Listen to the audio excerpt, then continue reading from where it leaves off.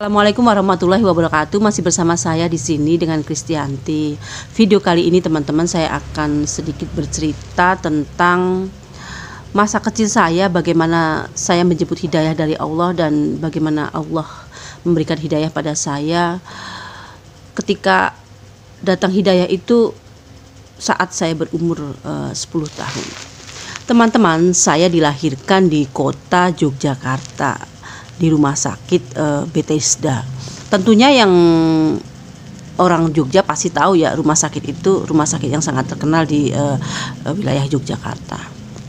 Saya lahir kembar, teman-teman. Kata orang Jawa, saya dikatakan kembar dampit. Kenapa dikatakan kembar dampit? Karena memang anak kembar itu identik dengan perempuan, laki-laki dengan laki-laki. Sedangkan saya laki-laki dengan perempuan. Saya lahir setelah kakak saya dulu ya. Kakak saya dulu, baru kemudian saya. 3 menit kemudian baru saya. Ternyata di tradisi Jogja, di orang Jawa itu, kalau kembar dampit perempuan dan laki-laki harus dipisah. Nah, akhirnya saya dikasihkan kepada bude saya, diasuh oleh bude saya sejak saya pulang dari rumah sakit Bethesda. Saya lahir kurang lebih berat badan saya sekitar 1 kilo. Ketika saya ikut bude saya dari bayi ya, dari keluar dari rumah sakit, saya 25 hari di inkubator karena bobot tubuh saya sekitar tidak ada 1 kilo. Nenek saya bilang badan saya seperti tikus katanya, karena memang kecil badan saya. 25 hari saya di rumah sakit di inkubator. Sementara kembaran saya sudah pulang ke rumah karena memang berat badan dia normal. Saya dikasihkan ke bude saya dan diasuh dari sejak kecil. Sedangkan bude saya ini mempunyai anak sebanyak 4 orang, dan saya dididik dari bayi hingga saya dewasa di lingkungan Kristen Katolik. Saya sangat mencintai almarhum ibu saya. Dari kecil itulah saya sering diajak oleh ibu saya ke gereja. Waktu itu saya ingat di gereja Kemetiran Kidul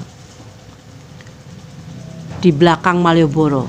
Jadi kalau teman-teman ke Jogja, kalian pasti tahu Jalan Dagen. Dari Jalan Kemetiran Kidul kemudian lurus itu ketemu Jalan Dagen. Setelah Jalan Dagen baru masuk wilayah Malioboro. Di situ saya sering menghabiskan waktu di gereja itu, di gereja Kemetiran Kidul. Setiap hari Jumat dan Sabtu saya mengikuti misa kudus di Jogja, di Kemetiran Kidul itu. Sebenarnya saya sudah dari kecil sudah merasakan tidak nyaman berada di lingkungan gereja. Ketika ibu saya mengajak saya ke gereja, saya selalu bertanya-tanya. Ketika saya masuk ke gereja itu, saya bertanya-tanya, kenapa banyak patung-patung besar gitu. Itu patung Yesus Kristus itu besar-besar sekali. Dan ada kayu salibnya, di situ ada mahkota berduri, kemudian Yesus itu tidak memakai baju ya. Kadang saya bertanya di sini, apakah itu Tuhan saya? Kenapa Tuhan saya tidak memakai baju dan kenapa Tuhan saya memakai mahkota berduri? Itu waktu kecil ya, waktu umur 5 tahun, 6 tahun, 7 tahun. Lingkungan gereja itu saya sering keluar gereja. Sementara kedua orang tua saya mengikuti misa kudus di gereja. Saya keluar, saya berlari-lari di halaman gereja. Saya lepas baju saya dan saya hanya memakai celana dalam. Waktu itu kita masih kecil jadi tidak tahu apa-apa ya. Saya berlari-larian muter-muter di halaman gereja. Di halaman gereja itu kan luas ya. Luas, banyak pohon beringin, banyak pohon macam-macam, banyak tanaman bunga, dan saya suka gitu. Saya berputar-putar karena saya merasa, dan saya melepas baju saya karena saya merasa panas gitu. Saya rasa panas gitu. Dan ketika misa sudah selesai, baru ibu saya memanggil saya. Mau selesai gitu, ibu saya memanggil saya. Ibu saya sempat marah, sempat kesel kenapa tingkah laku saya tidak bisa dikendalikan gitu. Dan hari-hari seperti itu. Tiap kali saya ke gereja, saya tingkah lakunya tidak bisa dikendalikan. Lama-kelamaan ibu saya cukup ini ya, dalam mendidik saya secara Katolik itu cukup tegas dan cukup kuat juga. Akhirnya saya dimasukkan ke sekolah minggu. Sekolah minggu itu sekolah, kalau di kita di Islam itu ada MTS atau TPA. Sekolah minggu itu sekolah orang-orang Kristen Katolik. Di situ kita belajar tentang Yesus, tentang Alkitab, tentang kitab suci Injil. Di situ saya banyak teman. Saya punya perkumpulan teman-teman masa kecil gitu. Di situ kita membahas bagaimana kisah masa kecil Yesus, perjanjian Yesus.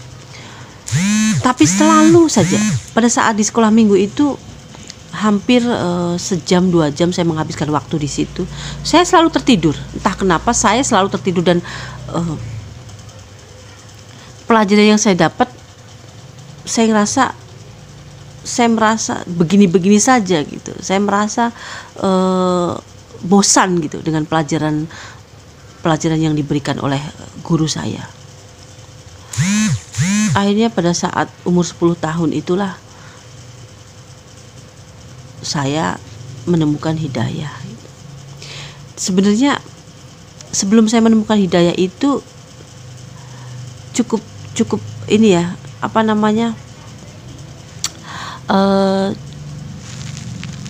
cukup surprise gitu. Kenapa saya bilang surprise? Karena perjalanan saya dari kecil, ketika saya menggeluti kegiatan di gereja, saya juga sempat nyanyi di gereja. Ikut paduan suara di gereja, saya sempat juga. Dan kebetulan SD saya juga SD Kanisius Noto Yudan. Bagi kalian yang orang Jogja pasti tahu SD itu. SD itu terletak di jalan tidak jauh juga dari Malioboro. Kemudian setelah SD itu, dari kegiatan SD itu di sekolah itu, saya selalu mengikuti kebaktian hari Jumat dan hari Sabtu. Dan hari Minggunya saya kadang diajak ibu saya ke gereja. Sedikit banyaknya saya banyak belajar tentang Injil, kitab suci Injil, tetap tentang siapa Yesus Kristus itu, tentang Bunda Maria dan murid-murid Yesus pada waktu itu. Banyak pertanyaan yang muncul ketika itu.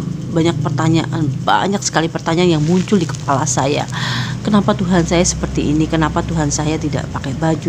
Kenapa Tuhan saya memakai mahkota? Kenapa Tuhan saya disebut dengan Allah, Putra Allah, Roh Kudus, dan banyak sebutan-sebutan kepada Yesus yang banyak itu, tapi membuat saya kepala saya berputar-putar. Waktu saya kecil itu, saya masih bisa berpikir, benar enggak ya yang disebut Tuhan ini seperti ini gitu. Akhirnya saya mencari tahu sendiri di Alkitab. Saya pelajari, saya buka kitab suci Injil di ibu saya suka buka-buka gitu. Dia simpan di lemari dan saya suka buka, nyolong-nyolong membuka gitu, tanpa sepengetahuan ibu saya, dan saya penasaran gitu. Di situ ditulis Yohanes, Lukas, Martius, dan siapa lagi, masih banyak. Di situ saya belajar, dan saya belajar kitab suci itu berputar-putar saja. Yang saya tahu hanyalah Yesus mengadakan perjanjian lama, perjanjian baru. Kemudian Yesus minum bersama murid-muridnya. Kemudian Yesus menyembuhkan orang kusta. Kemudian Yesus punya mukjizat hidup kembali. Kemudian Yesus mati di salib. Dan itu saya pelajarin semua kitab suci Injil itu. Saya tidak menemukan, justru kepala saya malah muter-muter gitu. Saya pusing gitu dengan isi Alkitab itu.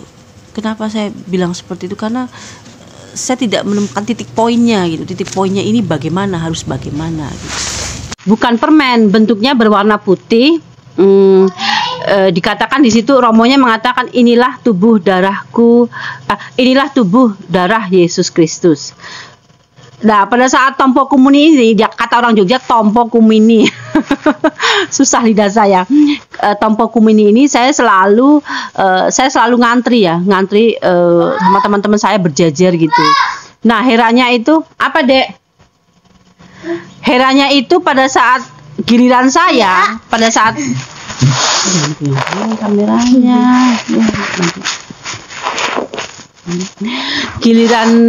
giliran saya pada saat mau tompo komuni. Kenapa ya pada saat saya mau tompo komuni itu saya selalu tahun-tahun, tapi saya tidak sempat melakukan gitu. Ceritanya gini, ketika misa di kebaktian di gereja itu kita kan tompo komuni. Jari wong Jawa tompo komuni.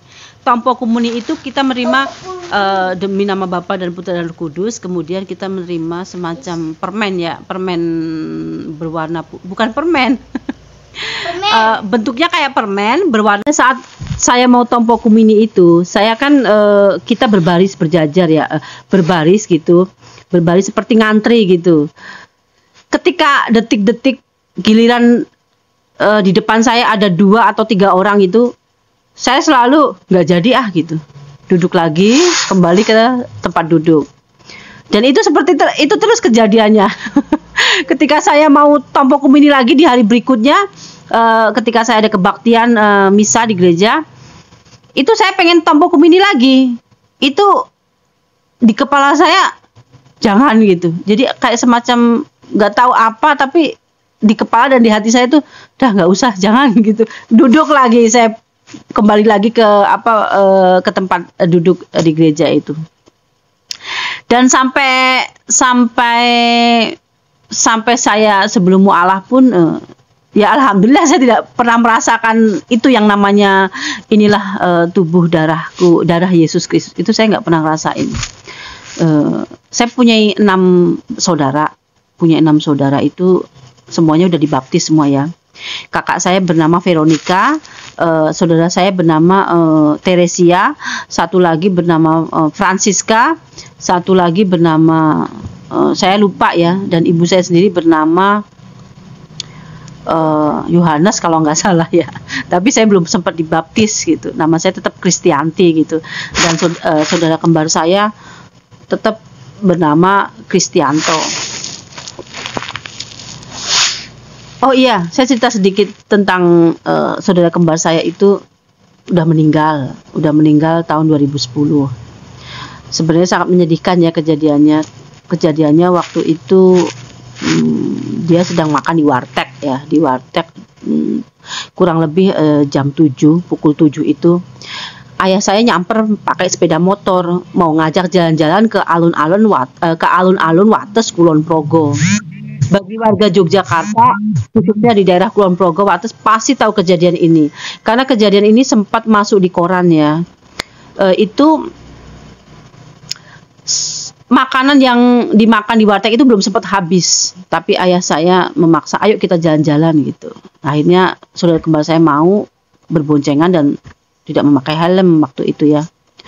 Itu kan ada tikungan tuh. Sebelum lampu merah Kulon Progo itu ada tikungan belok ke kanan. Nah, ayah saya mau belok ke kanan. Dari arah Jogja itu ada bus malam jurusan Wonosari ke Jakarta. Saya lupa nama busnya apa. Itu menabrak ayah saya dan adik saya, dan ayah saya hanya jatuh, tapi adik saya terpental jauh sampai membentur aspal kepalanya, dan kepalanya saya kurang tahu, yang pasti darah berceceran ya di trotoar itu. Sempat dibawa ke rumah sakit RSUD Wates ya, tapi mereka tidak sanggup menangani, kemudian dilarikan ke rumah sakit PKO Muhammadiyah di Jalan Ahmad Dahlan kalau nggak salah. Di situ saya sempat menungguin saudara kembar saya selama 2 minggu ya. Itu kondisinya sangat parah gitu ya, karena kata dokter tulang tengkoraknya ada yang bolong, ada yang retak gitu. Dan saya meminta kepada dokter supaya bisa mengoperasi adik saya, dan operasi sudah 2 kali tapi ternyata gagal, dan ternyata Allah berkehendak lain, adik saya meninggal di rumah sakit PKO Muhammadiyah. Dan mudah-mudahan beliau tenang di sana dan diampuni segala dosa-dosanya. Oh ya teman-teman, kembali lagi ke tadi waktu saya aktif di gereja itu ya. Banyak pertanyaan yang muncul di kepala saya. Kenapa ya Tuhan saya ini kok memakai mahkota berduri? Kenapa dia mati di salib? kenapa dia tidak memakai baju, dan kenapa dia disebut inilah Allah, Putra Allah dan Roh Kudus, Bapa, Putra Allah dan Roh Kudus. Saya sempat bingung antara antara tiga ini, Putra Allah, Bapa dan Roh Kudus. Itu saya duduk di kelas SD ya, itu saya sudah banyak pertanyaan di kepala saya. Dan ibu saya memasukkan saya di sekolah minggu. Di sekolah minggu di Jogja itu ada sekolah minggu. Di situ ada perkumpulan, kami perkumpulan anak-anak mengikuti pelajaran kegiatan bedah Alkitab. Itu bukan bedah Alkitab, apa sih ya? Ya, guru saya mengajarkan tentang riwayat Yesus Kristus ya.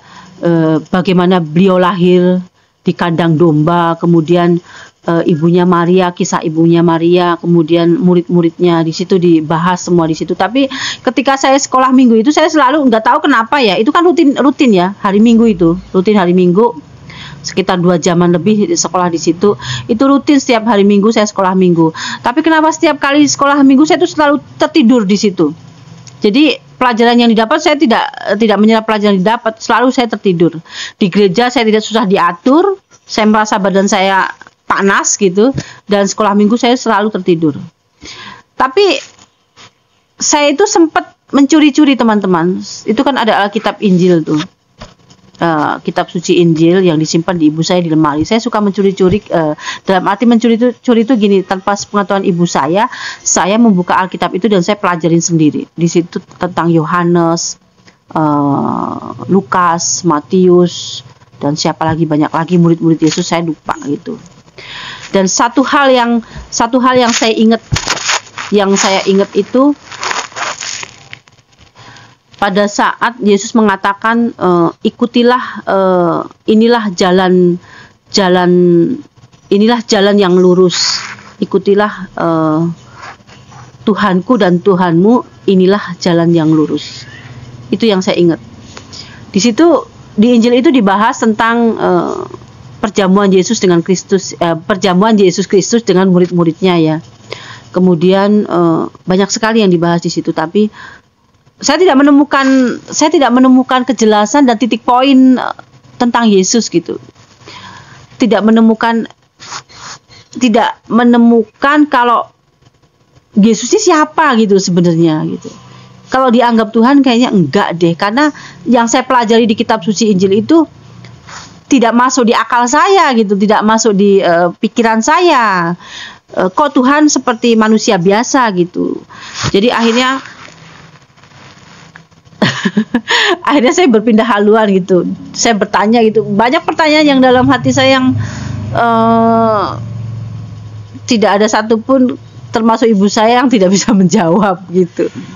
Oke teman-teman, pada saat saya sering ke gereja, saya SD ke gereja, Sabtu Minggu ada acara kebaktian, ada misa, saya ke gereja.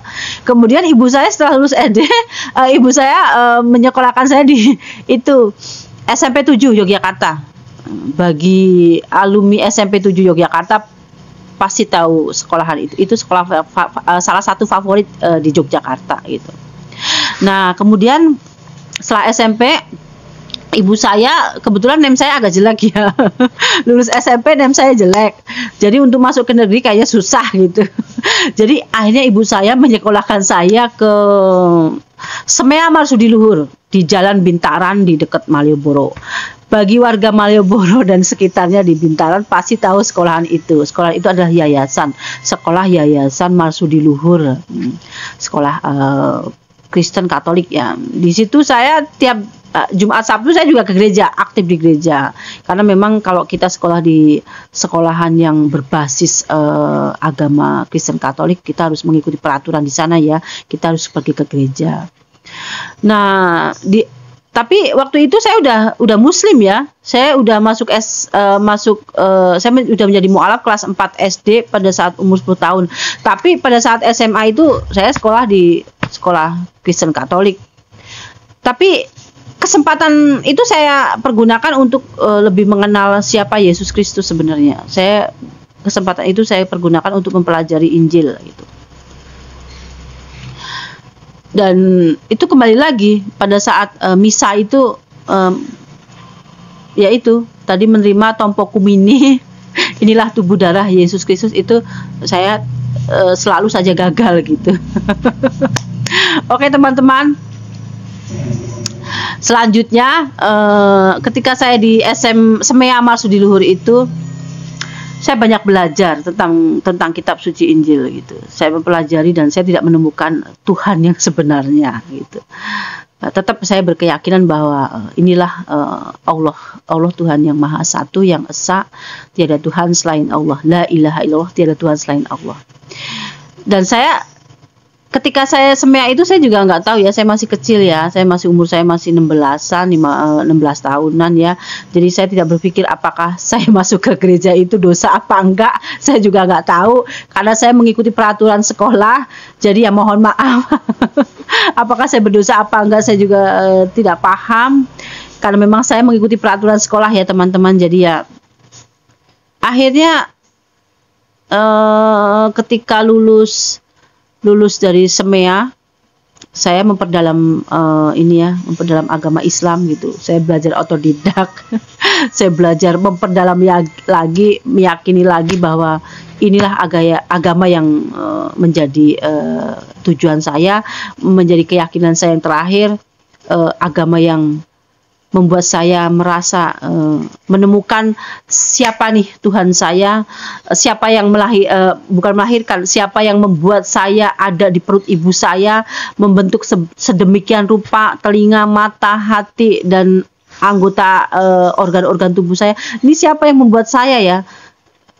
Ya inilah Allah yang membuat saya hidup, menghidupkan saya dari saya bayi, dari saya lahir, kemudian saya diberikan hidayah sehingga saya menjadi dewasa seperti ini dan berkembang biak, mempunyai anak-anak dan suami. Allah yang membuat saya seperti itu, dan saya sangat meyakini bahwa Islam adalah tujuan hidup saya.